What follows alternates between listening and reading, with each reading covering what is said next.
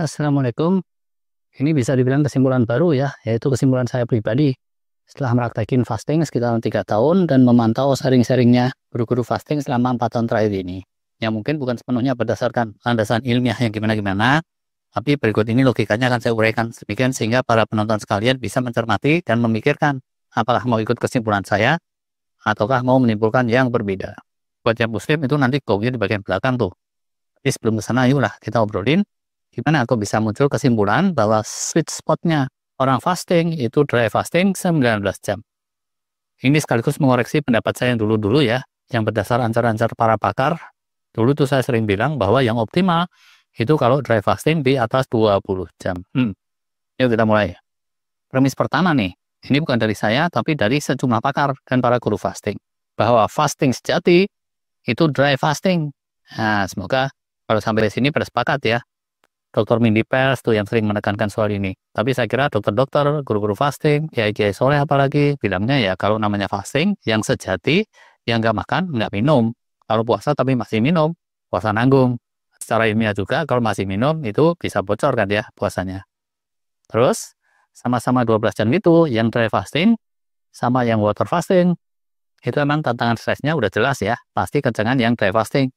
Sehingga cara pemanfaatan waktu yang dry fasting ini lebih optimal. Semoga sampai sini bisa dipahami nih. Kemudian, karena yang sejati itu yang dry fasting, mestinya ya, sweet spotnya pun kita tinjau dalam konteks dry fasting juga. Kayak gini nih, kira-kira pengelompokan model-model dry fasting.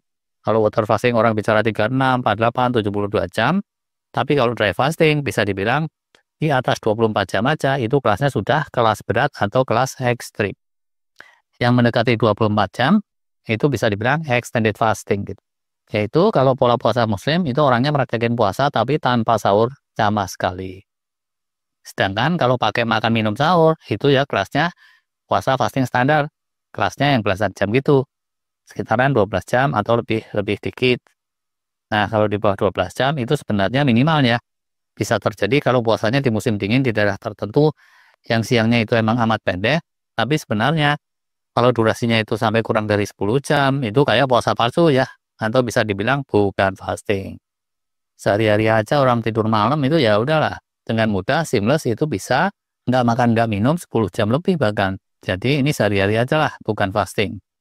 Nah, dari gambaran ini bisa dikira-kira ya, mestinya sweet spotnya dry fasting itu ya di antara 12 sampai dengan 24 jam itu kan ya. Kira-kira di tengah-tengahnya itu.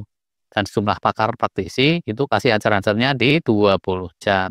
Termasuk ini nih, izin saya tampilkan satu yang di Indonesia lumayan populer itu Dr. Zaidul Akbar nih. Beliau bilangnya top markotop itu puasa 20 jam. Nah, tapi ini saya bukannya mau merekomendasikan beliau. Walaupun ada juga yang basis ilmiahnya itu kuat, sharing beliau itu banyakkan kecampur-campur dengan pengalaman empiris, pengalaman pribadi yang belum tentu sahih, belum tentu akurat, jadi silakan aja di cross-check sendiri. Nah, cuma dalam kaitannya dengan dry fasting yang bilang bahwa yang top markotop itu 20 jam, bukan ini saja, ada lagi banyak yang lainnya. Ada juga yang bilangnya itu extended fasting antara 20 sampai 24 jam. Cuma ya inilah yang kita tawar-tawar dikit. Ilmunya ibu-ibu nih, apa-apa ditawar.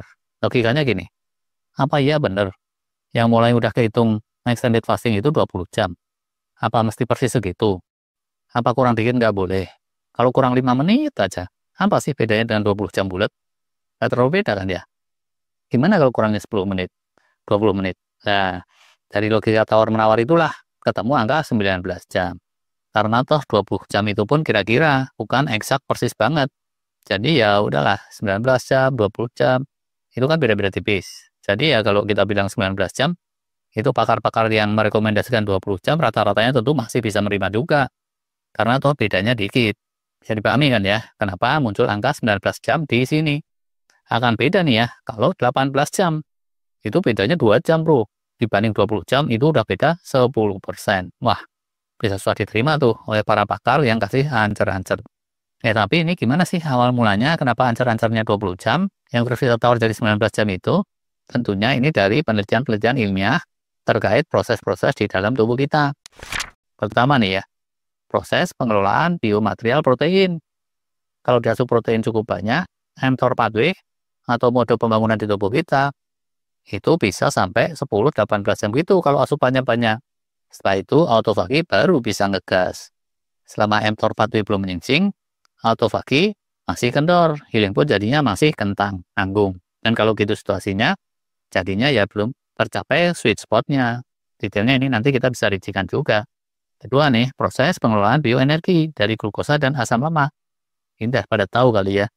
Segera setelah kita makan, itu aliran darah kita kan akan kelimpahan bioenergi, berupa glukosa darah dan asam lemak.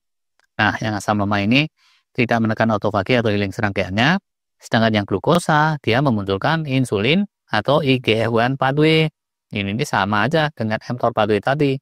Selama insulin IGF-1 pathway belum menyingsing, autofagi belum apa-apa. Healing pun jadinya kentang nanggung, dan jadinya belum bisa dapat sweet spotnya. Dan durasinya itu sama juga, bisa mentok sampai sekitaran 18 jam gitu, atau lebih sedikit. Dari situlah maka disimpulkan bahwa sweet spotnya kalau kita fasting itu 19 jam.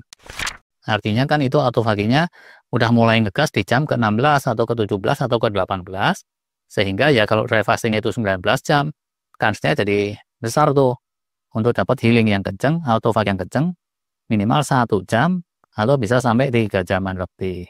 Sedangkan kalau baru 18 jam, apalagi di bawah 16 jam, ya autofaginya bisa ngegas juga sih.